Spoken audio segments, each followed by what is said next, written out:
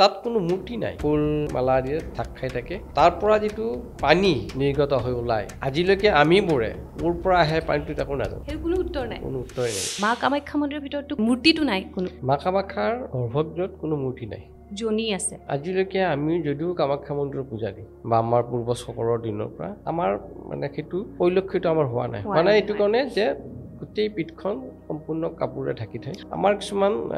সেৱায়িত বৃন্দ আছে যেনেকৈ ৰাতিপুৱা ধৰক আমাৰ মন্দিৰ বন্ধ হোৱাৰ পিছত দুৱাৰীয়ে মন্দিৰ বন্ধ কৰে আঠপৰীয়া এটা পৰিয়াল আছে আঠপৰীয়া দেৱী স্নান কৰায় তাৰপিছত তেওঁলোকে পূজাৰ সামগ্ৰী ফুল ফকৰ দি পেলাই আমাক দিয়ে তাৰপিছত আমি পূজাত বহোঁ পূজাৰী হিচাপত আমি কোনো দেৱীৰ জনী অংগ আমি পৰিলক্ষিত নহয় কিন্তু এতিয়া যে আমাৰ সমাজ মাধ্যমত যে আমি দেখি থাকো ফটো কিছুমান আহে আপুনি দেখিছে নিশ্চয় সম্পূৰ্ণ মিছা মানুহ দেখাই নাপায় কেতিয়াও দেৱী মন্দিৰৰ ভিতৰলৈ গৈ দৰ্শনৰ নিয়ম অনুযায়ী আমাৰ ভগ্ৰকুণ্ডত হাত পাও ধুই দেৱীৰ ওচৰত গৈ কামেশ্বৰীত পূজা হ'বলৈ দৰ্শন কৰিব লাগে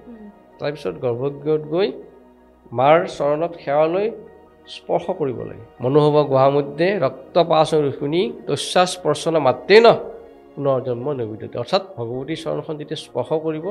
তেতিয়াহে তেওঁ পুনৰ মুক্তি পায় বুলি এটা আমাৰ বিশ্বাস প্ৰবাদ আছে কিন্তু তাত কোনো মূৰ্তি নাই সদায় আপুনি দেখিব ফুল আদিৰে মালা আদিৰে ঢাক খাই থাকে তাৰ পৰা যেটো পানী নিৰ্গত হৈ ওলাই আজিলৈকে আমি বোৰে ওৰ পৰা আহে পানীটো তাকো নাজানো